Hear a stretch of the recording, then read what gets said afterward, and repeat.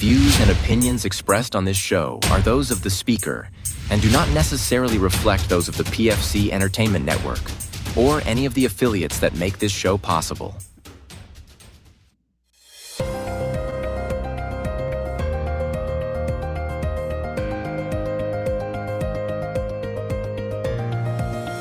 This is the Pure Fury Creations Entertainment Network. From the gridiron to the ball diamonds, from the hardwood to the ice rinks, from the fairways to the octagon and everywhere in between. If it makes headlines, it's fair game on the Sports Reel podcast on the PFC Entertainment Network. And we welcome you to the Sports Reel podcast, and we are streaming this live here on a Thursday evening across the network, our platforms on the PFC Entertainment Network, Facebook, YouTube, and of course our distributors here, our good friends over at Riverside.fm. And speaking of good friends, let's bring in the other half of this. Well, it's a dream team. I have no problem saying Tim Sheridan is joining us as he does each and every week for the show. We have a lot to talk about. I am in a particular mood here today. And if you want to be a part of the conversation right now and periodically throughout the course of our show here tonight, we will be posting a link in the live chat that you will see on the Facebook platform over at PFC Entertainment Network. You can click on that, jump through a couple of Riverside hoops, and it will bring you into the virtual waiting room. We will let you in, and you can be a part of the show live as it happens. Tim Sheridan. Jason How Clouse. are you, my friend? I'm doing better today. I apologize about last night to everybody because we normally go on Wednesdays, even though I think last week we did Thursday too, didn't we?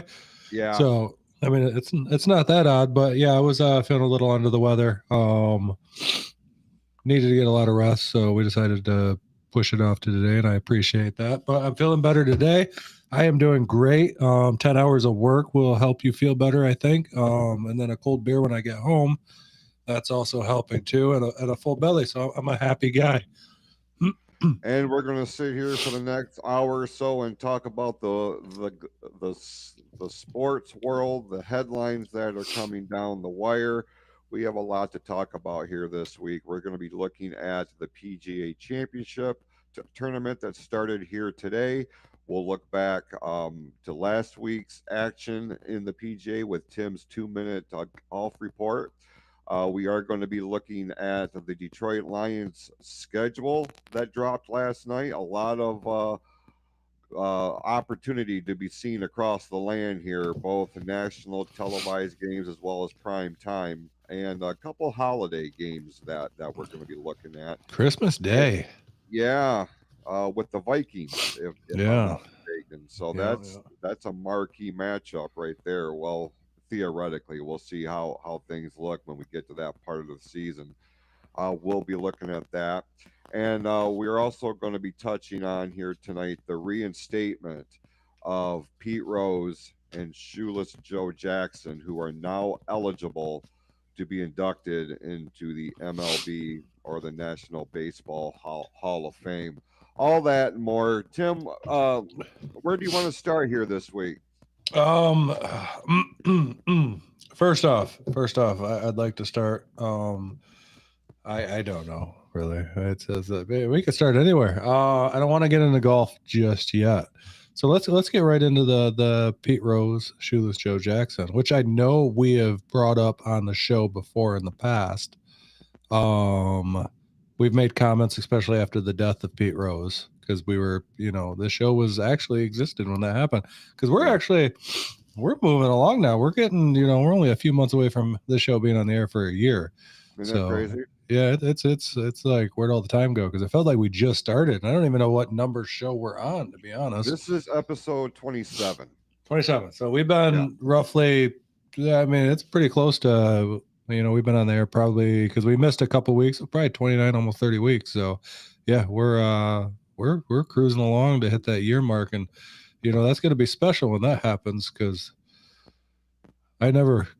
Yeah, I can't say. I don't know. We'll probably go on much longer than that. But anyway, so yeah, let's get to that. I know we brought it up before around the time of the Pete Rose passing away, and I'm actually surprised that it's taken this long for them to actually reinstate him. Let alone Shoeless Joe Jackson, but Pete Rose stand alone because they were lifetime bans, and I figured as soon as they passed away that they served their lifetime ban and they'd be eligible from that point forward. But I guess I was wrong there. But eventually, they did. So I am torn on this. Like on one hand, I am so happy. I was so happy when I saw the two pictures of these guys with great big word over top reinstated. And I was like, you've got to be shitting me. But as soon as I read that and there was that feeling of happiness, I got simultaneously pissed off. Because I mean, Shoeless Joe Jackson is one thing. Okay, he was part of the Black Sox scandal that marred the World Series, throwing the World Series. There's all kinds of books and movies and documentaries about this. 8 Men Out is probably the most popular of any kind of documentation on that particular scandal. But just to go to show what an impact Shoeless Joe Jackson made, he was prominently featured as a character in Field of Dreams, and for a guy whose reputation was just smeared because of his involvement with this team back at that time. I'm glad he's getting his just due, but I don't have the same feelings of joy for Joe Jackson as I do for Pete Rose. What I'm pissed off about is that in the grand scheme of things, when you look at the entire landscape of professional sports and athletes who have conducted themselves in controversial means, and I'm not talking just about baseball, where it could be any professional sport, they served their discipline, they served their time or their sentence or whatever you want to call it, and were able to be a part of either the remaining years of their career as an active player or coach or thing or something like this, or they were at least eligible to be inducted into their respective Hall of Fame. My opinion is this: what Pete Rose was accused of and what he was banned for, in I just didn't think it necessitated such a hefty bout of discipline. Of all people who needed to be inducted into the Hall of Fame, it was Pete Rose, and I'm pissed that he's not here to accept his nomination. But this is what it is, and this is the way things are going to be, and his name is going to be enshrined in Cooperstown, and I'm glad it's finally going to happen. I had seen a couple of different talking heads, sports personalities, baseball legends that have come out and said, if I was the Rose family, I would be like, thanks, but no thanks. Fuck you. You should have done this when he was here. What's your take on all of this, Tim? Well, I think I've stated this before in the past. I think it was kind of bullshit that they let it go on as long as they did. And we're still talking. I'm pretty sure Pete Rose is still the all-time hits leader to this day, and that's a pretty big. That's a pretty big thing in baseball to be the all-time, especially in the span that has passed since then, that nobody's caught up to that or surpassed him at that point. Because I mean, when did he stop playing? Was it the 70s? I mean, by the 80s he was coaching, right? Or was I he think coaching in the 70s? no, he wasn't coaching in the No, he 70s. was coaching 80s, right? Yes. Okay. Yeah. Let me pull up his Yeah. stats real quick. Just, So that way we could talk about how ridiculous this is. Because, and the other thing I was going to state is, so he got in trouble for pretty much sports betting. He was betting on his own team. But he never threw a game. It was never proved that he threw a game, or he never bet against his own team. You know, I never seen any proof that he bet against his own team to get into the position where like he was trying to throw a game. And he did this all while he was coaching, if I remember correctly. So was there some point that he should have been, disciplined for his thing? Because it's still a thing today, even though sports betting is legal pretty much predominantly through the majority of the country. It's still against all the major sports, if you're a part of those organizations, to do any sports betting. In fact, we seen this, as Detroit Lions fan when Jameson Williams got suspended last year and he had to sit some time out for sports betting. And he wasn't even betting on football. He was betting on, I think, NASCAR and golf or some shit, but he still got suspended. But it was a 4-game suspension compared to, Pete Rose's 50 or fucking 60-year suspension that he got. It might have been 40 years, but you know what I'm getting at. It's ridiculous that they didn't honor him while he was still here when they had the chance. People had been calling for it since, the early 2000s, calling for them to reinstate this man. You know what I mean? Right. Granted, he did get to become part of a Hall of Fame at one point. It probably just wasn't his respective sport, but nobody could take a tombstone like Pete Rose. So, but yeah, I wish they would have did it a long time ago. I am happy as hell that they did it. I figured that they would when he passed. It only made sense, but I really do feel like they should have did it while he was still here. He deserved it. I know he made some mistakes, but he never threw a game. You know what I mean? You were talking about Shoeless Joe Jackson, getting accused and the whole shit with him possibly throwing games, and stuff like that. Pete Rose never did that. So did he break some rules? Yes. Did he serve his time? Fucking way more than what he should have. And I'm sad that he doesn't get a chance to get that honor while he's still here. But if I was his family, it's a toss-up. You know what I mean? At the same time, he deserves to be there, regardless how they feel about it or not. Pete Rose deserves to be there. Did you figure out the date when he stopped playing? Yep, I pulled up some of his stats here. Let me run down these real quick. As a player, he played for 3 different teams. It started out in 63 with the Reds. He was there from 63 to 78. 79 to 83, he played for the Philadelphia Phillies. In 1984, he had a stint with the Montreal Expos and then returned to the Reds in 84 through 86. Um, Interesting enough, as a manager, they have him listed from 84 to 89. So the last 2 seasons of his playing career, he was managing the team as well. Um, we really haven't seen anything like that since then. Here are some other accolades: a 17-time All-Star, 3-time World Series champion, National League MVP in 1973, World Series MVP in 75, the 63 NL Rookie of the Year, 2-time Gold Glove Award winner, Silver Slugger Award winner, 3-time batting champion. The Reds retired his number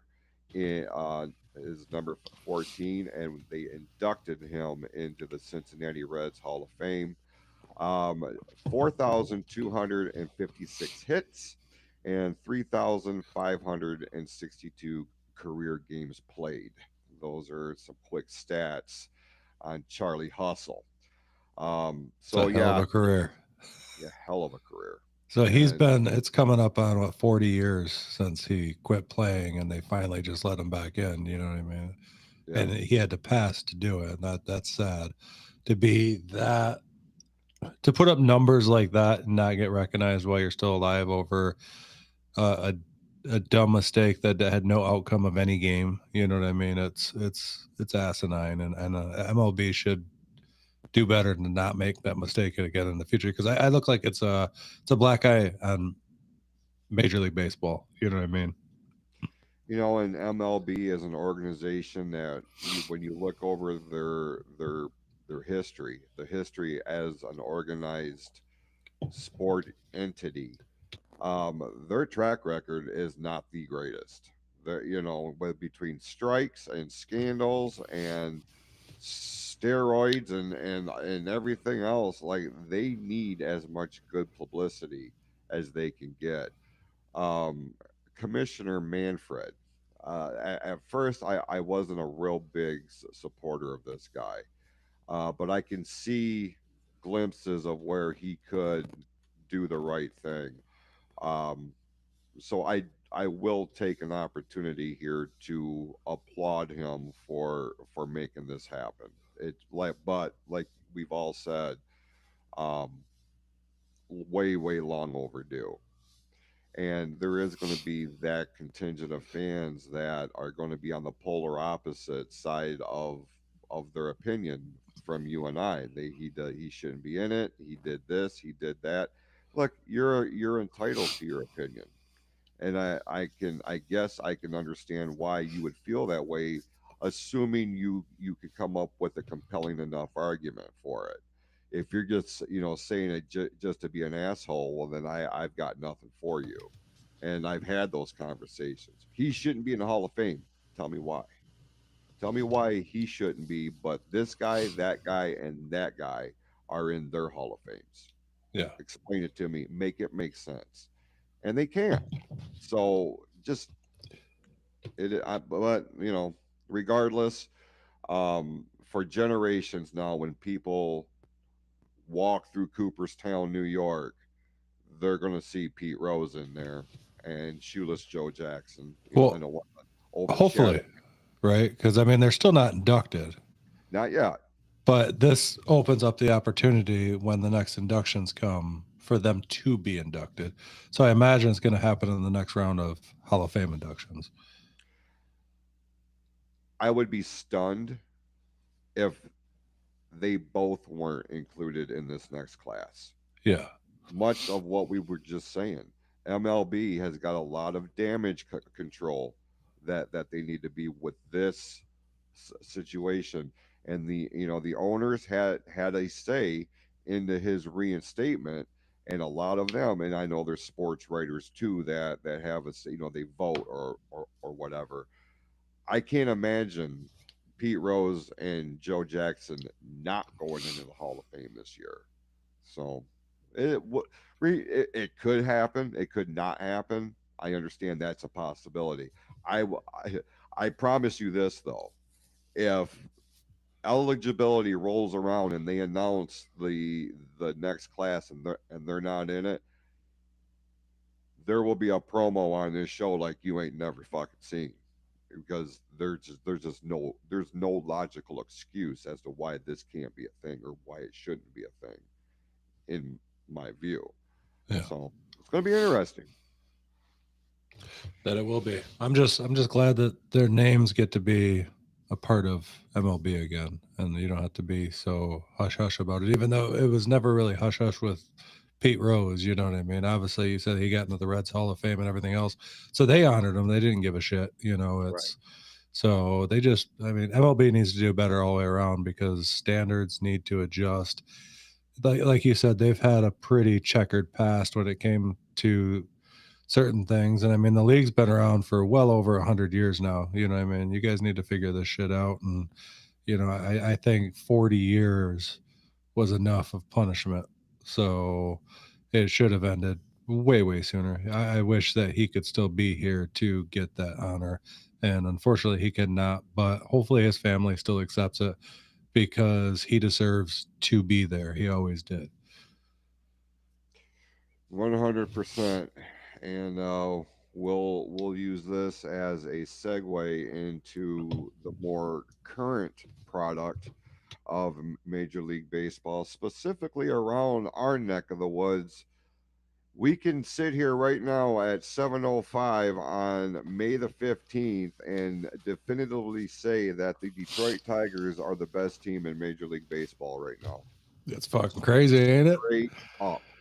We haven't seen talk like this, Tim, since 1984. So it's ironic that you are wearing an 84 championship T-shirt, which I told you before we came on the air. I truly appreciate. Um, we're seeing something goddamn extraordinary right now. And it's just now getting to a point to where they're starting to make enough noise on a national level where people are starting to take this team more seriously, and that it's not looked at, it's just the first month of a long season, anything's going to happen. um this team is built different.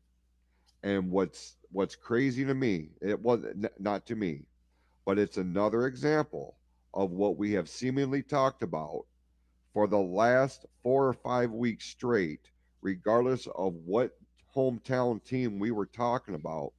It ain't one superstar pulling the load. It is a team effort, and the resurgence of Javier Baez. That man's It's an it's animal. just, listen, man, straight up. Jim Burgett and I would get into it about this guy. Jim, and justifiably so. Jim just he gave up on him. A lot of people did, and I'm sitting there, wait, there, this isn't him. This isn't right. There's something not right. He's too good of a player for this, for what he's doing. And whether it was the move out to center field, or a tweak in his approach, god damn, man, the other night, two 3-run home runs, including one of which was a walk off. And I'm like, that's the Baez that I watched in 2016 help lead the Chicago Cubs to their first World Series title in decades. And we're starting to see that Javi Baez now here in Detroit, and I am here for it. What a week the Tigers have had this week. Yeah, 2 walk-off wins against Boston. Yeah. Like that was that was awesome week for Tigers baseball. But yeah, you're right. We haven't seen this in a long time, and we kind of got glimpses of it last season. We wondered how it was going to roll over into this season, and they're coming out just full steam ahead. And we had this discussion earlier on, leading up to their season. We were discussing their season, and honestly, they're going through the hardest part of their schedule right now. We've mentioned this before, and they are doing it at a clip that, yeah, they are the best team in Major League Baseball right now. They have the best. How close is the Dodgers now? You know, what I mean, are they a game or two ahead of the Dodgers? It's got to be at least Let a me game, I imagine. I haven't looked at the actual stats yet, but I know that they've been. It's been phenomenal. The clips, I mean, that's all I see now. I go on, and it's probably part of my algorithm, but I watch TikTok and all the people going crazy for fucking the Tigers right now. And it's across the US. It's just not in Detroit, because this team it's so young, it's hungry. You can tell they're having fun. They're fun to watch. And it's amazing to be a part of this journey where we get to talk about them every week and be able to build up, to root on this team, because they're so much fun to watch right now. Okay. So the top 3 teams. Let me hang on. Let me make sure this is right before I go ahead and open my mouth. 650. Yeah, it's so hard to tell because there's so many games going on every fucking day, so it's hard to keep track of it all. Here are the top 4 teams in Major League Baseball by win-loss record and percentage. The Tigers are at number 1 with a .659 win percentage at 29-15.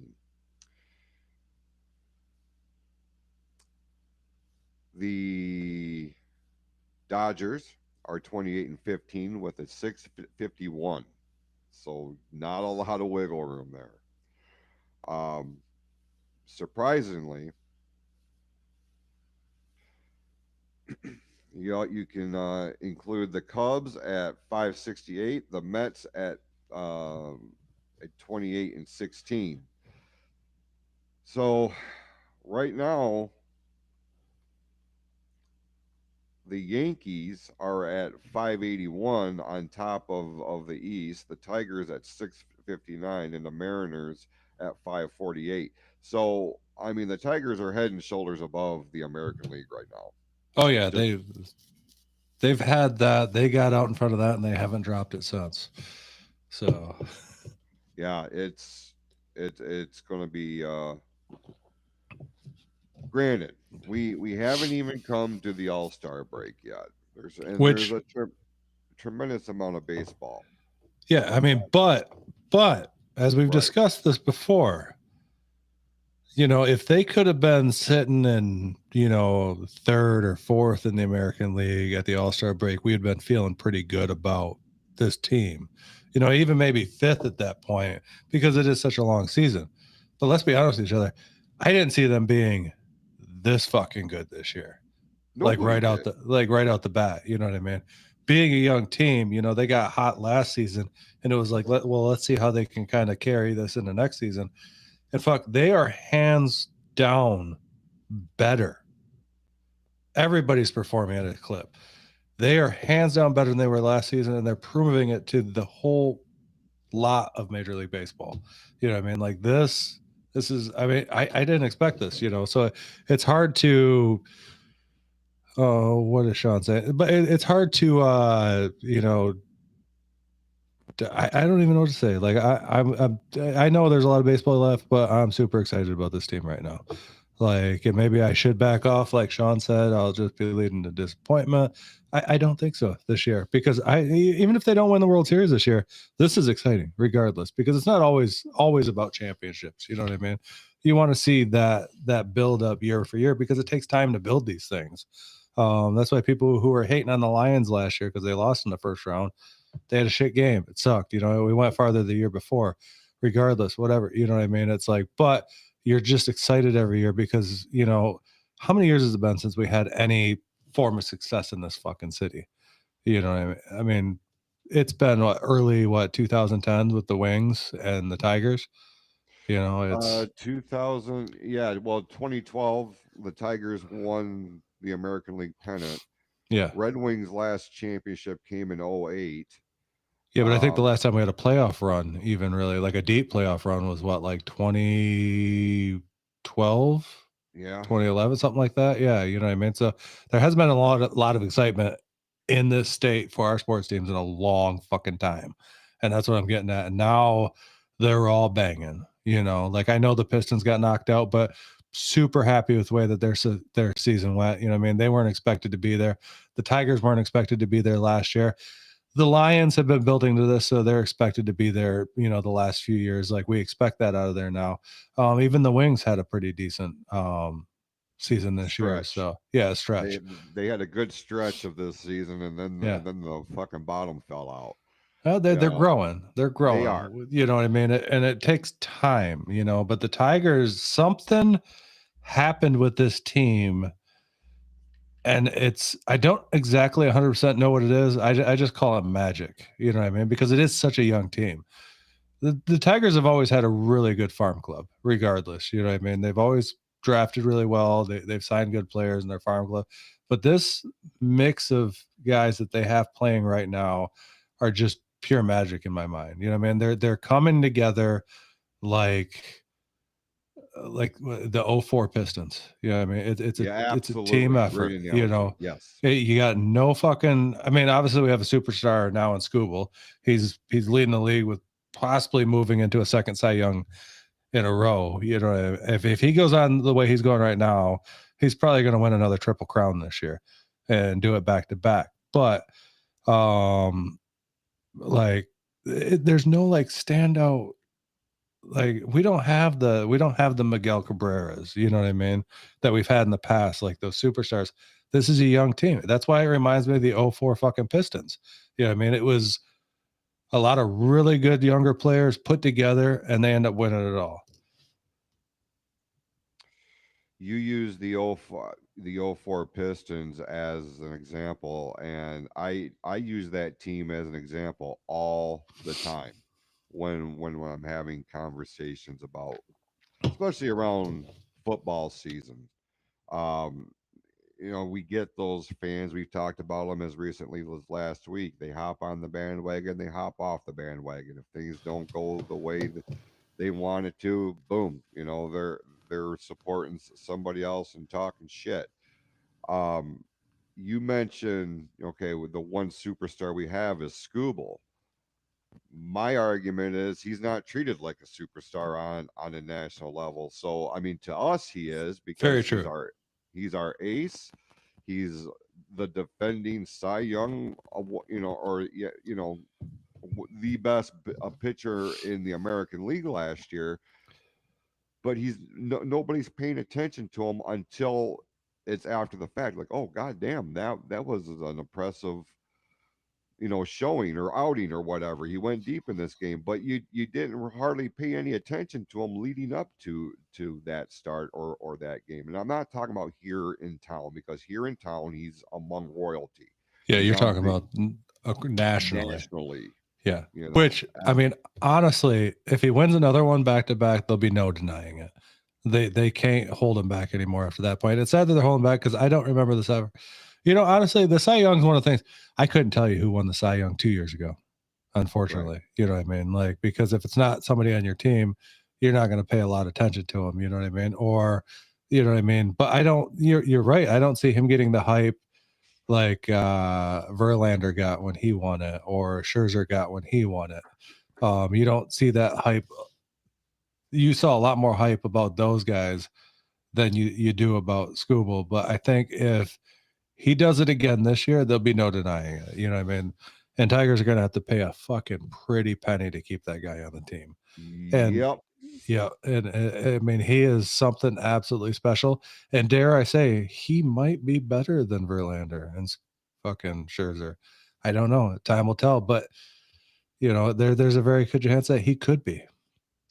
If he stays healthy Yeah, and he doesn't have any long term nagging injuries or something like that, the sky is the limit for this kid. He in some categories, he has already surpassed Verlander and Scherzer at this stage in their respective careers. yeah, because he's So young. he really is. He's young and he's strong. He's Yeah, deceptively strong. yeah, Scherzer having Tommy John surgery, Verlander, having various surgeries, and they've been able to come back and do what they do. But what we have here, a lot of people started making that comparison. We've got the new Verlander. No, we don't. We've got the first Tarek Skubal. yeah, That's what we got. And it took a minute for him to find his footing, but god damn, once he found it, he's been lights out. Casey Mize um, has the potential to be the next real standout, the one that's going to wind up popping up on commercials and more billboards and things of this nature. Our pitching staff ain't bad, but man, as they get more settled into their individual roles and we get a bullpen to back them up, fucking forget it. Because right now the bats are on fire when they need to be. yeah, I wouldn't mind seeing them pick up another power hitter by the time the trade deadline comes, just to have that extra pop. But right now, bro, we are sitting pretty. yeah. We are sitting real pretty, and something catastrophic would have to happen at this stage to derail the momentum, because that's what's happening here. The Tiger train is full steam ahead. Yeah. But do you get, I mean, to Sean's point there, when he mentioned something a minute ago where the rug gets pulled out, and you mentioned something earlier, it's a long season. Do you get a little worried that they're this hot early in the season and you kind of worry about can they carry this through the longevity of the season? Like, how do you feel about that? It's very possible, and I have seen that happen. Not just with our hometown teams, but with other national powerhouse teams, your super teams. Um, we've seen that with the Tigers, where they have had teams that have come out of the gate. They looked good in April, May, and June. All Star break rolls around in July, and the bottom falls out. Yeah. Sometimes they stumble out of the gate, and that's just where they are. I think of 2003, for example, the worst team in this franchise's history. But this team's built different, bro. The mentality is different. It's different than it was in '84. It's different than it was in '06.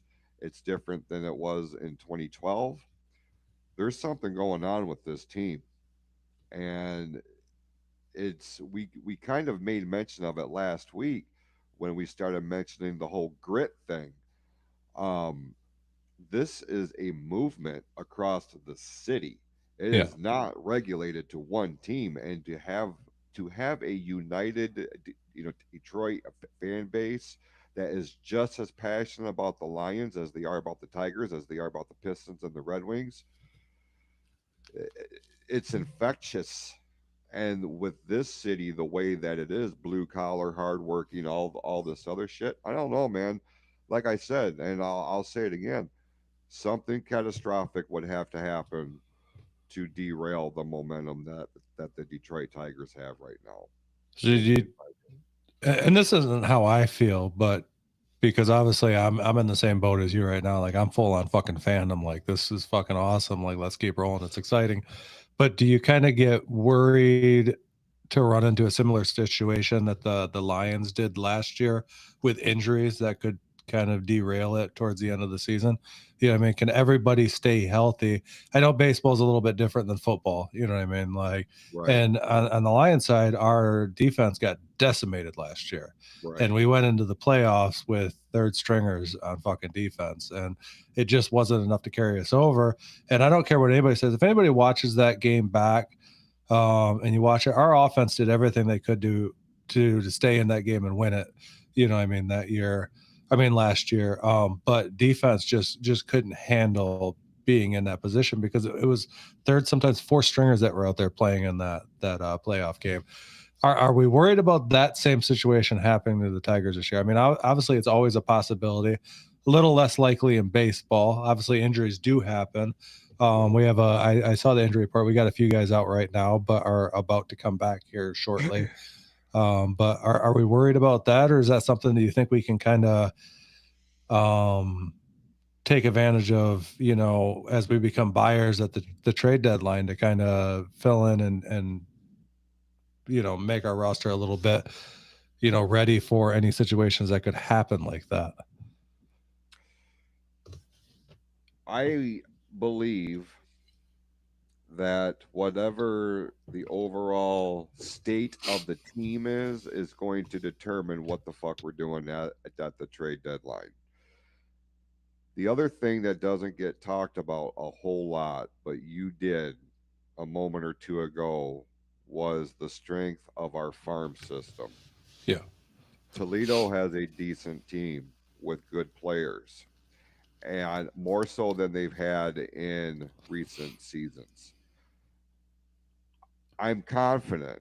And here's the other thing, and I never really thought I would say this because of my feelings about the 2017 Houston Astros team, the the controversies that surrounded that team in the World Series with the sign stealing and all this other shit.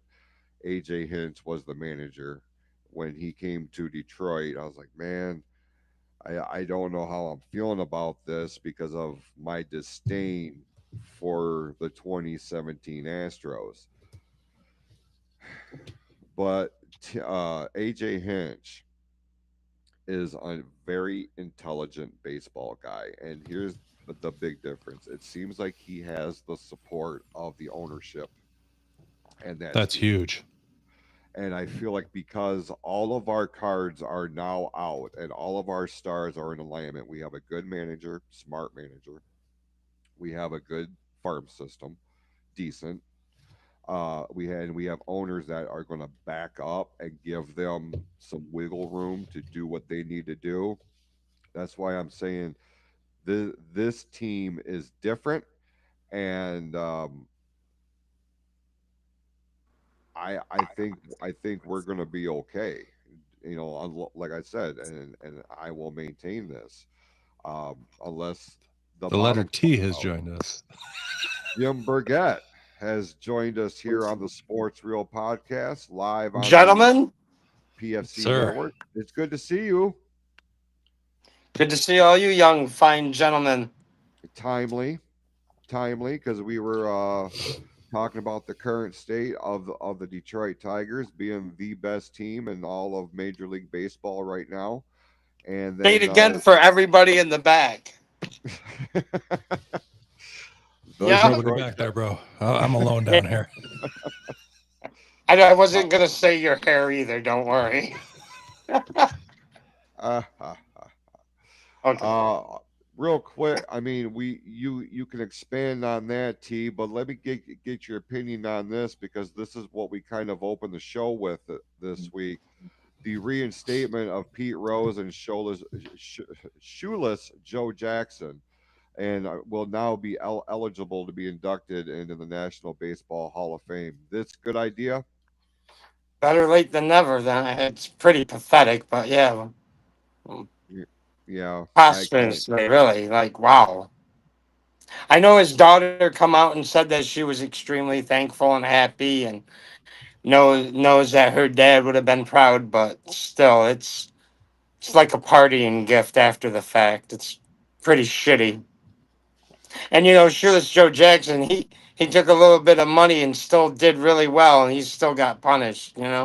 right, right. So that's a bummer. Well, their lifetime bans have been lifted, and they will now be eligible for induction into the Hall of Fame in Cooperstown, New York. I gotta believe I went on record, T, and I said if both those guys are not in, uh, uh, um, if they're not part of this next class that's being inducted, something is seriously fucking wrong here. Would you Even agree? yeah, and even yes, absolutely. And then it seems like now Trevor Bauer has thrown his hat into the ring as far as wanting to be reinstated in MLB. But I think nobody wants him because the dude's a cancer, and I think he's pitching in Japan right now, and he's been making a case to come back and not be blackballed out of MLB. And yeah, he's one of these others that feels like he should still be there, kind of like Colin Kaepernick.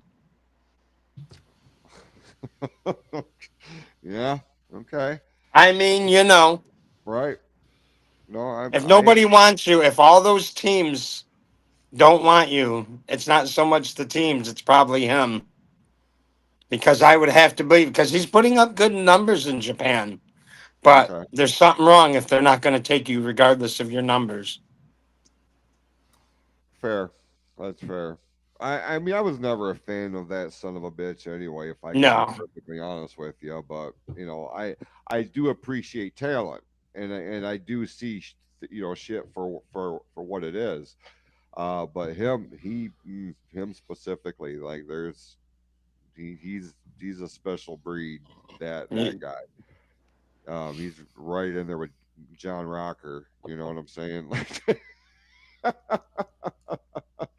Don't hear oh that man, name very much anymore. no, no, certainly not. And then we kind of ran down and looked at, the Tigers are on top of MLB right now. We haven't seen anything close to this since '84. Um, it's a good time to be a Tigers fan. The question is, T, and I'll ask you, because you and I are kind of cut from the same mold in terms of our baseball fandom. Um, do you worry? I mean, with the success that the Tigers are having at this stage of the season, are you concerned whether or not they can maintain this momentum for the rest of the season? Because 163 games is a long ass season. Um, are you concerned at any point during this season that momentum may grind down, come to a halt, the bottom falls out? Do we miss the playoffs? Are you concerned about that at all I at mean, this point? only if people aren't healthy. If everybody's healthy, I don't see why this can't be a dominant run. Now we're gonna have our fall offs, of course. Every team does in every sport. You know what I mean? Right. You're gonna have your little struggles, but the main thing is if guys stay healthy, and this goes back to what I said last time. AJ Hinch has a niche for picking and choosing who goes in that lineup 1 through 9, and he's kind of like a little doctor, putting guys here, put guys there, and they all seem. It seems like every night, regardless if it's Javi Baez or J. Henry Malloy, it's just like they're all coming through no matter who it is. It's like you don't know who's going to come through next. And a lot of this is happening with 2 outs, which is amazing. They're just grinding out every at bat until the game is over. And like I said, as long as everybody stays healthy, we don't have any big. I know Flaherty's going through a rough spot, but all it takes is one game to break out of anything, right? So Yeah, for sure. I think you For give you guys your rest too. Don't just play them every day just to play them and keep it going. You space them guys out. You give them a rest. Give your starters a rest every now and again. Your 1 through 9s, So, and hopefully starting pitching can go deep and. A couple of nights you won't have to go to your bullpen. I mean, in a realistic world, it would be nice. So, hey, it's fun to be a Tigers fan. That it it is. is. It really truly is. Um, I was gonna pull something up here and I completely lost it. But all right. Um, big week this week for the Tigers. They won series, against the Rockies, against Boston, Texas. It's We lost the Tigers. I okay. I I, missed I know, I know. I'm sorry. My bad. Jesus Christ. Jim over here being technical. My Being Um, bad. My technical. bad. my point is that aside from the Colorado series, like they are in the midst of a very difficult part of their schedule, and they are more than holding their own at this point. Again, we'll say it as many times as we need to, louder for the people in the back. The Detroit Tigers are the best team in Major League Baseball. Period. So love that for us. Now, can the Detroit Lions become the best team in the National Football League? Last night, NFL. Hold on. What's up? I know they didn't win the Super Bowl, but they did have the best offense in the league last year, regardless. So there's argument to say that they could still be the best team in the NFL going into this season. But they didn't win, so I guess they can't be. But go ahead. Sorry. No, I was just trying to make a cute transition, up into the Lions schedule. Fuck But you. I, Fuck you. I guess. Right. I fucked it up. I'm sorry. Damn it, I but you're fucked it up. absolutely right. No, Hold on, you're let's absolutely right. rewind. Let's rewind 20 seconds. Let's start back over. Yeah.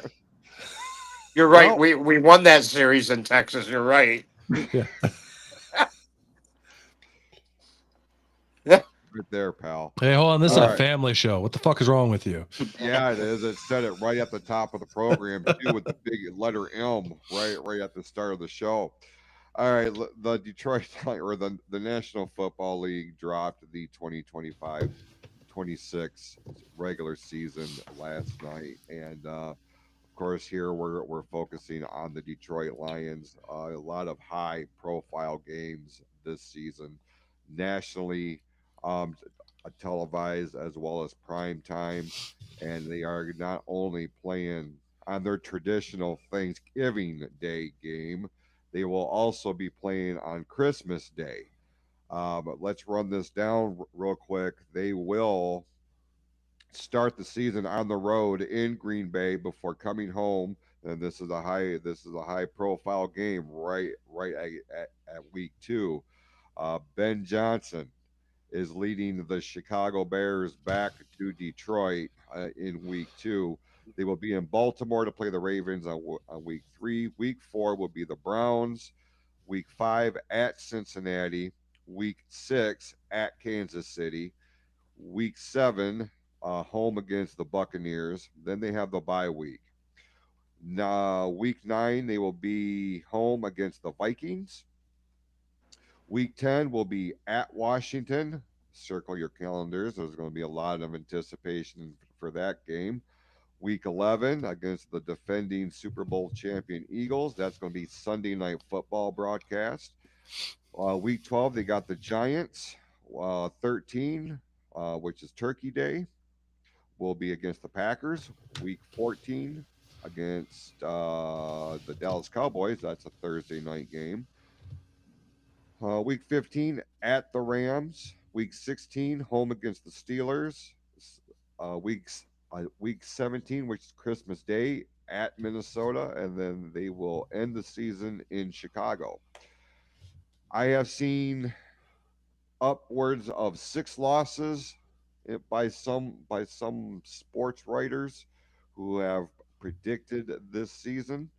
The one thing I take away from here is, man, the national exposure for this team just got bumped up to another level. Tim, what's your takeaway when you look at this schedule? Well, one, you talk about the national exposure. There's a reason for that because they were the most watched football team almost every week last week. I think we just lost Jim. Bye, Jim. It was good to see you. I'm here.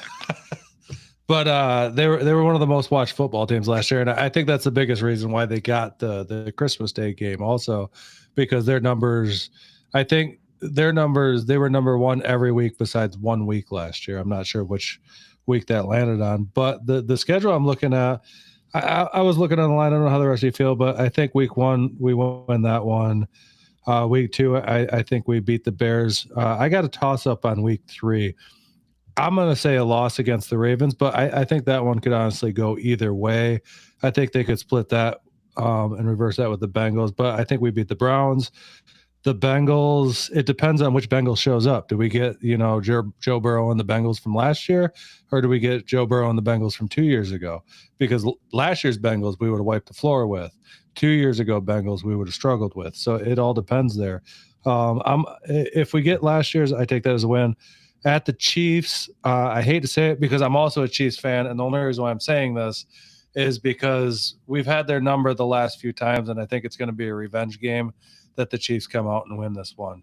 I don't think it's going to make a big difference to the schedule of the year, but I really do think the Chiefs, they got a little bit of revenge because the last 2 meetings against them, we have beat them.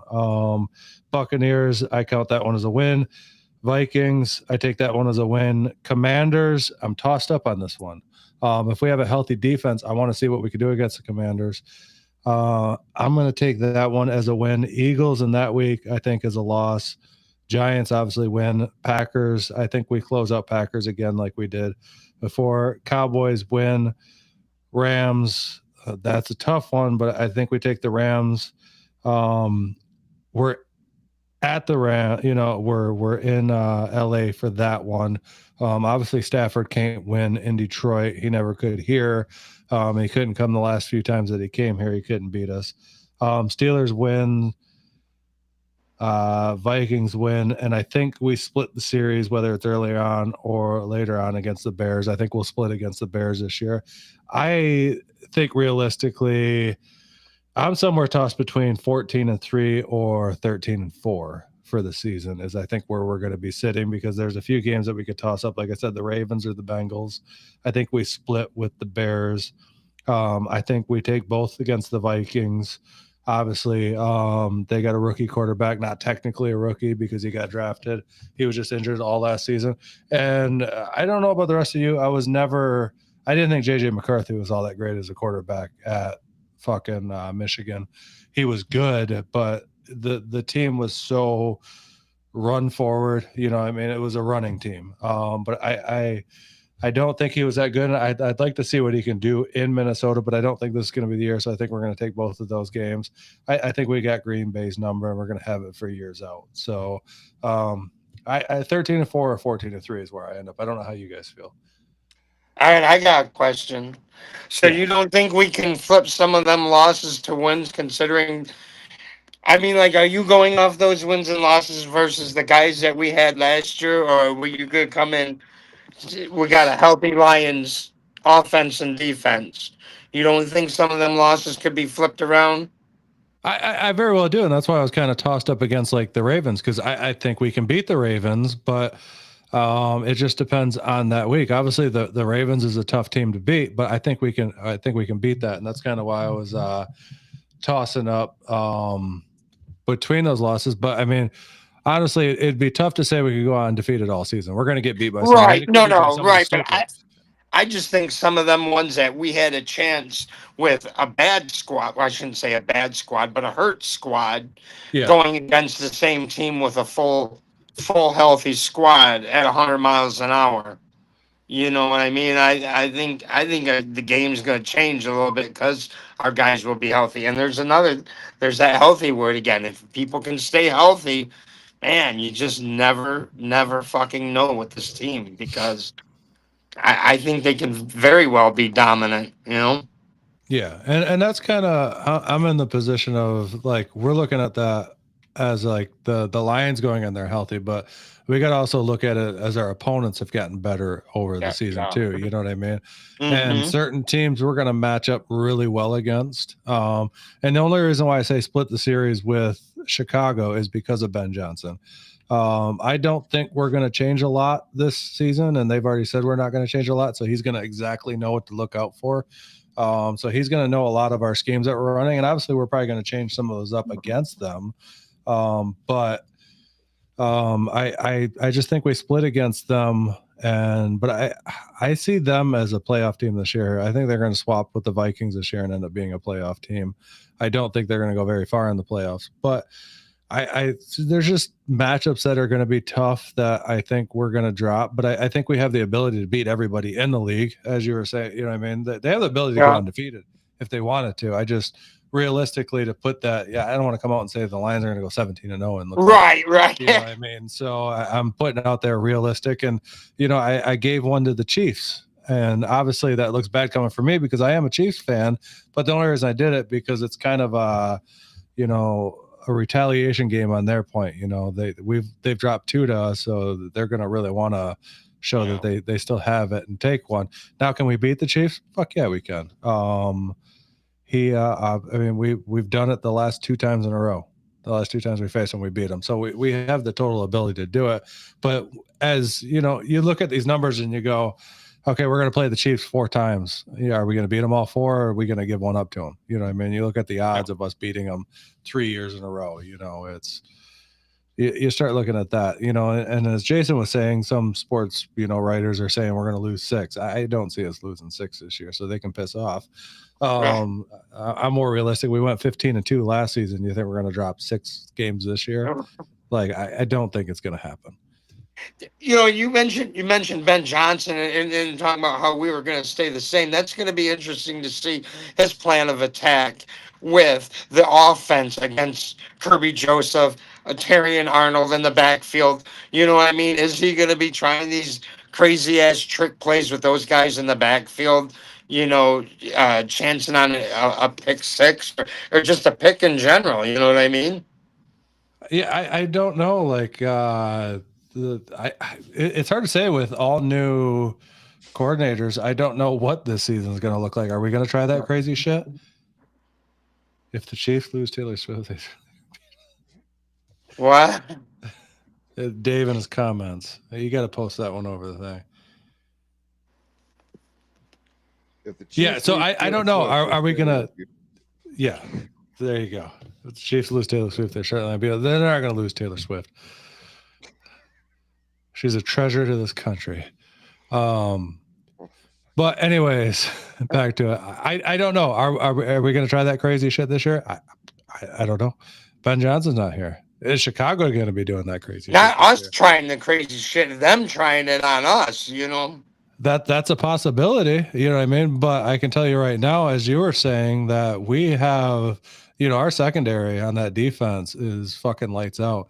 You know what I mean? You look at our safeties, fucking Kirby Joseph and Brian Branch. You're not going to get over on them like, you're going to get over on some of the other guys. Terry and Arnold, you know what I mean? And we picked up DJ Reed. That secondary is pretty fucking tough this year. So That's what I'm getting at. Yeah. it's going to be hard to pull that shit off, and especially since I mean, it works both ways. Just like Ben Johnson knows us, we fucking know Ben Johnson. So we're going to be able to see his tendencies. But I was just kind of giving them, we beat Chicago twice last year. And we know Johnson and Johnson. Well, Diddy knows Johnson and Johnson, but yeah. He does. Yeah. Oh, the old baby oil. I heard that trial's not going too good for him. Sorry. Poor man's aged 25 years in a matter of 2 months. But anyway, so yeah, I'm saying, what did I say, 14-3? Jim, what do you think they're going? Oh, man. Just got to throw it out there now. We'll look back at 15-2. How's that? Think they're going 15-2 again? I Sure. can get that. Totally realistic. They did it, Jason. No, I'm going with 4 losses here this year. Who do you think they're going to beat? Son of a bitch. Huh? I said, you son of a bitch. What? Why? I don't know. Why not? I think they're splitting with Green Bay. I think they're going to lose to Philadelphia. No way. Sorry. Yeah. I said it out loud. Yeah, I mean, that was one of the losses that I had. But what'd you say about Green Bay? Sorry. They're gonna split with Green Bay. You're thinking split with Green Bay. Okay. Yeah. I see the losses, a loss to the Packers, loss to the Eagles. I worry about Tampa Bay. They seemingly have issues with Tampa Bay. And the Rams.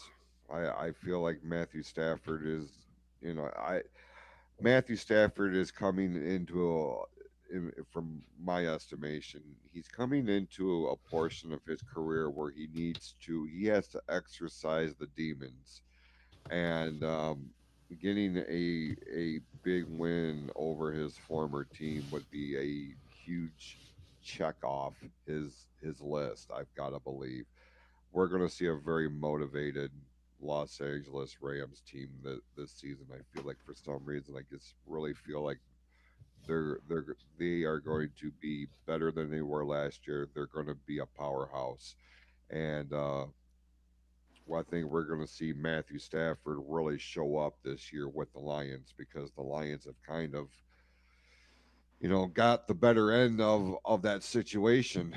So I look at it like, okay, it's this year that's going to happen, but it's just going to be a blip on the radar, in the grand scheme of things, as the Lions move very deep into the postseason. So your justification is the same justification I had for the Chiefs beating them this year. You think it's just, it's a game of odds. How many times can you lose? You know what I mean? And I agree with you. I've tossed up in the Rams too, especially being in LA this year. If it was in Detroit, I would 100% give it to Detroit, but being in LA, it's a different call. It's in their house. That could go either way. I could see that one. I see your justification. But Goff won't be no stranger to LA either, though. No, I mean, that's the thing about this schedule. It's like you look at it like, okay, yeah, they'll probably lose here, but then you're like, well, technically, every single game on that schedule they could possibly win. And then you couldn't say that 5 years ago. You couldn't say that 4 years ago. And now you can know they can go out there and win every Sunday, which is fucking crazy. But they really legitimately, even if they squeak by, you know what I mean? Because look at how many fourth quarter drives they put together, come back and win or hold them out, and just, man, that's a good problem to have. Like you say, even if they lose, what did you say, 4 games? You said 3, 10, 2, 3, 4. So, I mean, that's a good problem to have. That would be really nice. And then, they can't keep the exposure off the Lions anymore, Yeah, I think the whole lid's blown off, keeping the exposure off of them now. Obviously, they've proven that with how many national televised games they've got this season. So the Lions are one of the top teams in the NFL, and they're finally getting the respect after 3 seasons. You know what I mean? But they're becoming America's new team. I say, fuck Dallas. Like the Lions are becoming it. Everybody's rooting on the Lions across this nation to win this because it needs to happen eventually. I just want to see Goff go into the playoffs this year and prove that he can actually win in the playoffs and get to, not, I mean, he's been in the big one before. Goff's been to a Super Bowl. He just hasn't won one yet. So there's not too many people on our team with Super Bowl experience, but Jared Goff is one of them. And I think every year he's getting better and better and better. And we keep forgetting that, like, Jared Goff's not that old. I mean, this is his only, he got drafted in 16. So he's only been in the league for 8 years. This will be his 9th year in the league. So he's still quite young. We lost letter T again. I'm here. He's there. He just turned off his camera. He's got to go take a poop. No, it's not true. Jesus. We can still hear you when you're on the toilet, Jim. That's great. We've got about 10 minutes or so before we get to the top of the hour here, Tim. Do you want to switch gears here and do your... I don't want to bore everybody with... Oh, God, we're going to golf, aren't we? Big week, Jim. Now I do got to take a shit. Tim's 2 minutes of golf. That'll probably be 10. It's weed golf. We're talking about weed golf, right? With the controller. No, we're talking about the PGA Tour there, brother. Not even technically the PGA Tour. We're going to start out on the PGA Tour because last week was the Truist Championship, which Straka won. Justin Thomas finished second. Shane Lowry finished tied for second. Patrick Cantley in fourth. Tommy Fleetwood fourth. This was Rory McIlroy trying to come back and defend this title. He ended up finishing seventh at 10 under. Xander Schauffele 11th. Ricky Fowler 15th, which I happen to like Ricky Fowler, and we'll be seeing him pretty soon here at the Rocket Mortgage Classic. Played in Detroit, Michigan at a beautiful golf course there. You want to go, Jim? You want to go? Go where? Never mind. To the bathroom? Never mind. Rocket Mortgage Classic, brother. Oh, yeah. All right. So now we're going to talk. Now we're in a major right now, Jim. Are we? Yeah, let's just put some respect on. We're in the PGA Championship right now. Today was day one. Yellow jacket, green jacket. Who gives a shit? I'm sorry. It's your show. I just added commentary. Take it away, Tim. So, all right. So actually, right now it's still going on. The leaders, which is Jonathan Vegas, which is an awesome name. Like, I mean, how could you not be? He's leading right now. He's through 17 at -6 under. Leaderboard wraps up. Tied for second are Gerard and Davis. Tied for fourth are Donald and Fox, Smalley and Yeager. I'm trying to look for the big names that we're looking for to kind of see where they're at.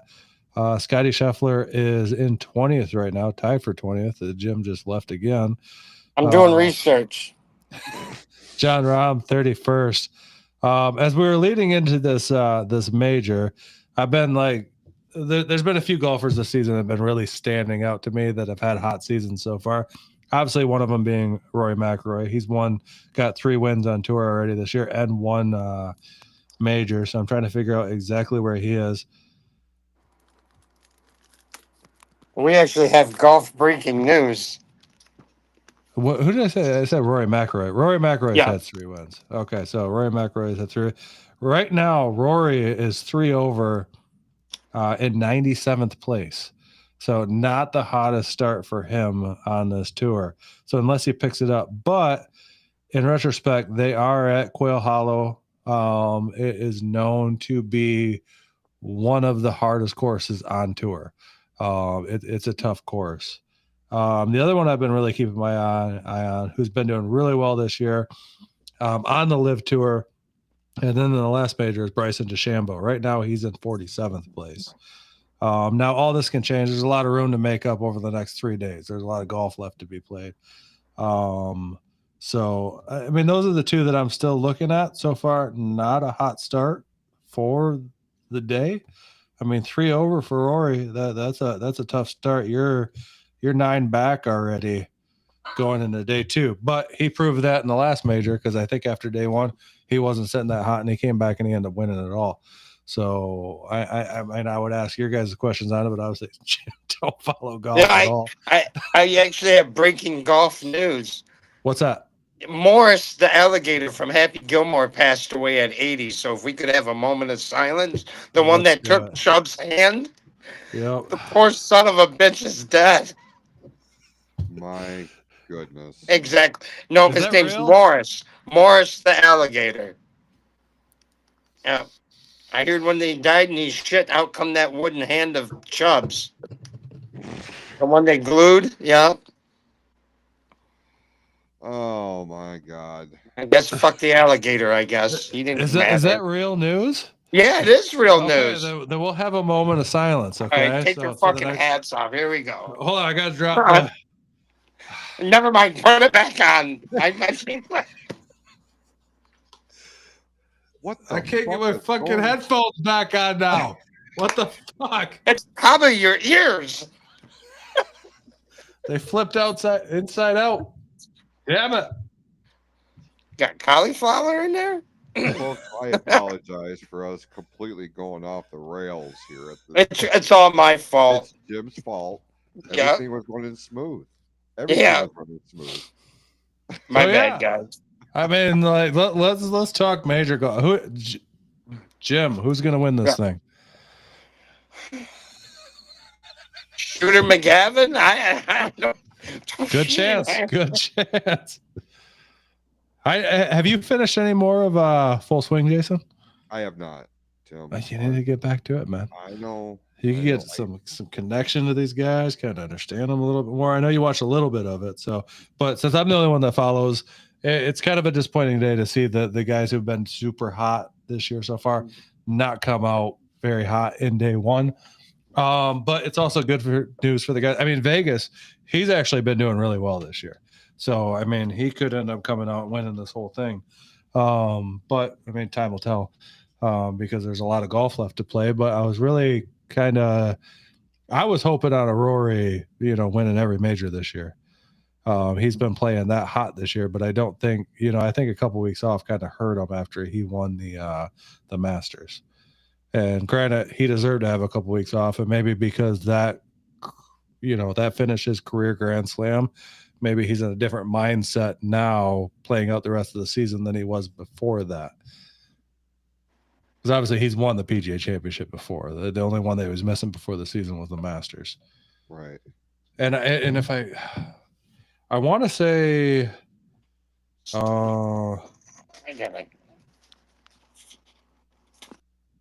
I think last season, did Jim just leave us? Yeah. He got up and said, "Piss on this." Gosh. He's like, fuck this shit. I heard I gotta do something, and then he took off. Yeah, so last year Bryson won the PGA Championship.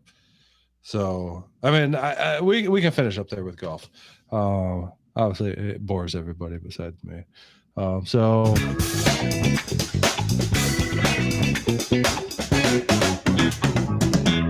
Tim's 2 minutes golf talk done for this week. Until next week when we can actually talk about the the results of the PGA Championship.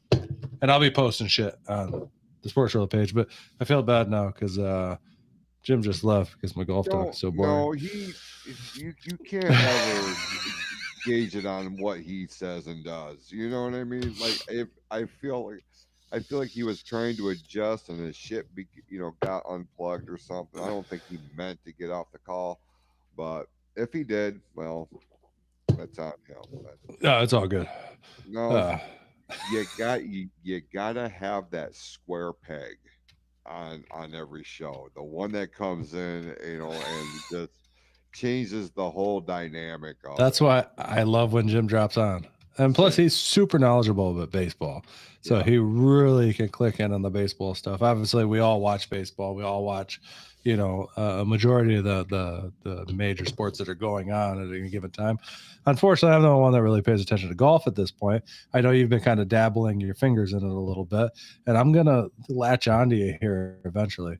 And then Dave obviously watches some. I mean, he said Rory McAvoy was played by Kevin Costner in Tin Cup. I believe that was his name. What else did he say? Morris is a great actor. He should have gotten an award for that role. He had me laughing. What more? What? What was he talking about there? I Was lost that that. the alligator? Oh yes. Okay. Yep. The alligator passed away. We gave our time of silence for him. You guys need to do a poker segment too. Oh, okay. Dave, if you want us to do a poker segment, you are always more than likely to join on with us every week, and then you can go over the World Series of Poker, and whatever's going on there. Because unfortunately, I don't have cable anymore, and I don't get the World Series of Poker. But at one point in time, I did enjoy watching that, mostly for background noise. But it was interesting to see what happened there. And we need to sponsor a mini golf tournament with only little people. I am fucking 100% down for that. If we can find enough of them, we can make this happen. It would be interesting. Enough of them that golf. My goodness. My goodness. And what I mean, what's the height restriction? Because I know a lot of very short people, so we need to set a height restriction here. So is it like under 5 feet tall? That I have no idea. yeah. We're living in Dave's world right now, like, so maybe he can set the rules. But this would be something interesting, like, I always thought about this. I'm like, I want to get back into wrestling, and I just want to work one of the little people shows, but I want to be Tim the Giant because I'm the giant of all the little people. It'd be fun because I'm 6'2", and I would just tower over everybody, but it would be awkward as fuck. Did I have I told you the story about the night I rented the ring to the they this is how they booked it or how they promoted it.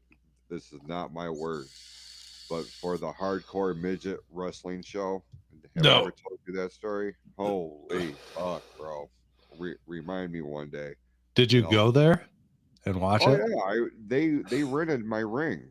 Oh, so you had to So deliver it? I went up there. Jeff, all right, I'll go ahead and tell you real quick. Yeah, I got to hear. You got to tell this online. It's 411. Under 411 is Dave's rule there. So we need to put Uh, this together. Jeff Hosky, Yep. who people knew as Solus or Oscar Hosky, um, approached me, called me. He's like, "Hey, uh, there's a midget wrestling show that's going on in Saginaw. They need a ring. Would you be willing to rent your ring?" And I'm like, I never did anything like that. So I said initially no. Well, then the promoter, whose name was Puppet, and I believe he has since passed. If I'm wrong in that, I'm terribly sorry, but I feel like he has since passed. He explained to me the situation, and I felt bad, and I'm like, yes, absolutely, I will bring you my ring. And the referees didn't show up, so Hosky and I both refereed a match. But he and I worked against each other in kind of like a warm up match. But those people weren't there to see full size adults; they were there to see the little people. And um, by the time the first actual match for the little people started, dude, people were standing up against the ring, and you, as far back as you could see, it was fucking packed. And the first weapon that came out was this little itty bitty kendo stick. And I mean, it was, but as I'm watching this, and I'm the referee in this thing, and they told me what the finish was going to be, but to just kind of stand in the corner, and I'm okay. And they did everything from staple, $5 bills, dollar bills that they were taking from the crowd and stapling them on each other with the staple guns. And this place went absolutely fucking nuts. But at the same time, I was a little intimidated because it was a very raucous crowd, and it was a different crowd than what we were used to performing in front of, for MWO. I am always appreciative of that situation, but looking back, I didn't realize at that moment how volatile the situation was. I was just more worried about making sure that these two guys that I was refing were good and that they didn't ruin my shit. That's all I cared about. But it was something. I'm giving you a very general example of this thing, but it was an experience. It was an experience. So if they brought that kind of passion to mini golf, um, I'm here for it. I would check that out. Dave might be onto something here. Dave, we might need to bring you in on this, brother, because like you might be onto something. I mean, they can draw in wrestling, and I know they can because, I mean, in the long run, that's what Andrew Darcy switched to was just Yeah, running, the midget shows, and when we say midget, we're not saying that in a derogatory term. That's literally what they call themselves. right. It's the like midget wrestling is what they go by. It's their stick; they can stick to it. But there's money in it, so maybe we can start this whole golf thing. It's a possibility. Who knows? But the problem is, finding enough people to do it, and I think that's gonna be real tough. But it could be fucking hilarious. I don't know. Especially like he said, they don't need to golf. Or they don't need to know how to golf. That can make it even funnier. It's quite possibility that it could, especially if we include a lot of alcohol in this. Yeah, So 100%. Speaking of alcohol, as we start to wind this episode down this week, we certainly appreciate everybody who tuned in. The next time the PFC network is going to be live streaming across our network of platforms will be this Saturday night, beginning at 9 p.m.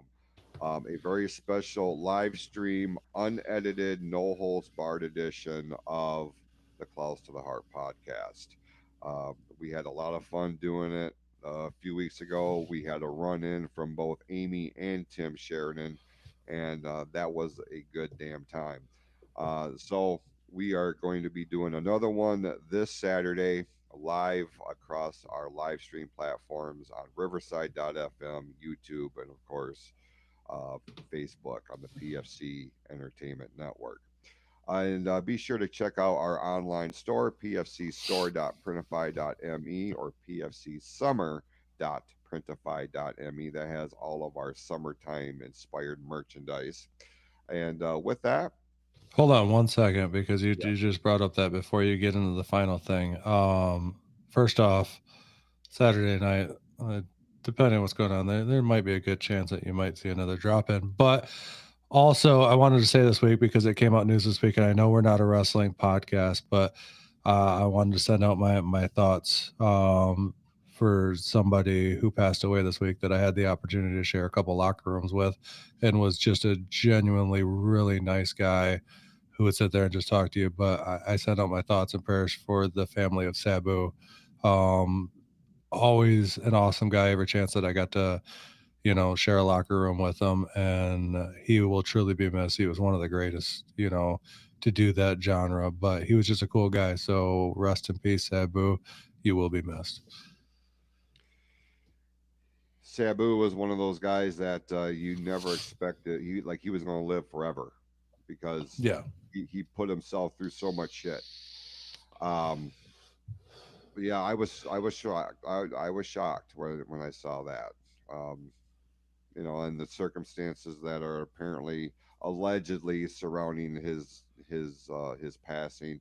We're actually going to talk about that next Friday on the Fatal Four Way, which is going to be a special edition on Riverside. We won't be on ONTV, so we are going to be looking into that. I'm sure more information is going to be coming down the wire between now and then. So yeah, check out the Fatal Four Way, and yes, we certainly appreciate what Sabu brought to the business. Trailblazer, more than made his mark, and our thoughts and prayers are with his fans, his friends, and his family. With that, go out this week, be awesome to yourselves and to each other, and we will see you next week right here on the Sports Reel podcast on the PFC Entertainment Network. Go Tigers.